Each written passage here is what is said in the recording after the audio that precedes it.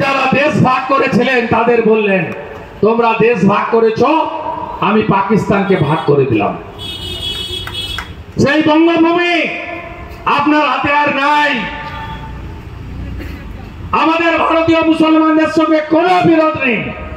আপনারা ভোট দেন না, আমাদের হিন্দুদের দল বলেন, জয় শ্রীরাম করেন, মোদিজির 175টা কাজের একটাও কোন পার্টিকুলার কমিউনিটির জন্য তিনি করেননি, দেশবাসীর জন্য করেছেন। 540 কিলোমিটার বর্ডার খোলা, এই খালা মমতা জমি দেয়নি বিএসএফ কে। রোহিঙ্গা বাংলাদেশি মুসলমান ঢুকে পড়েছে, জনসংখ্যা বদলে গেছে। 15ই আগস্ট লাল কেল্লার প্রাচীর থেকে শক্তিশালী প্রধানমন্ত্রী অনেক কথার মধ্যে একটা ঘোষণা আমি উল্লেখ করতে চাই। বললেন বাংলাদেশি বা অবৈধ অনুপ্রবেশকারী, তারা অনুপ্রবেশকারী, তাদেরকে আমরা দেশে রাখবো না। তিনি বললেন ডেমোগ্রাফি বদলে গেছে, আমি ডেমোগ্রাফির পরে বিশেষ সমীক্ষা করিয়ে সিদ্ধান্ত নেব।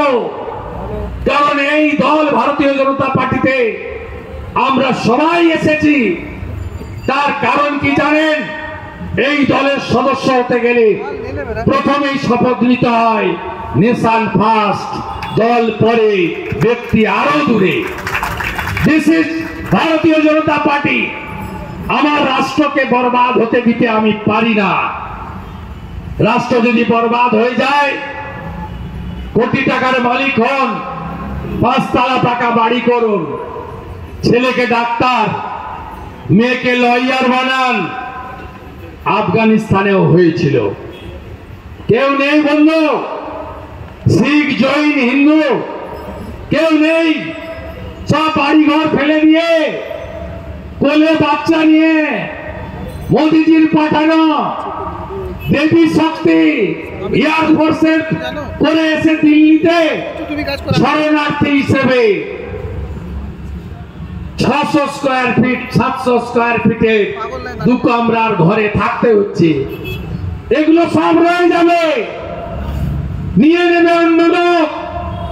লাহোর আমাদের ছিল, ইসলামাবাদ আমাদের ছিল, ঢাকা আমাদের ছিল, চট্টগ্রাম আমাদের ছিল, যশোর, খুলনা আমাদের ছিল, কাবুল, কান্দাহার আমাদের ছিল।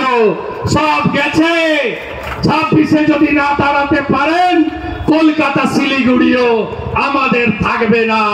তাই এ লড়াই বাঁচার লড়াই, এ লড়াই জিততে হবে। দিদিমণি, পিসিমণি,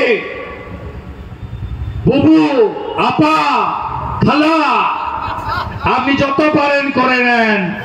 আমাদের পাড়া আমাদের সমাধান।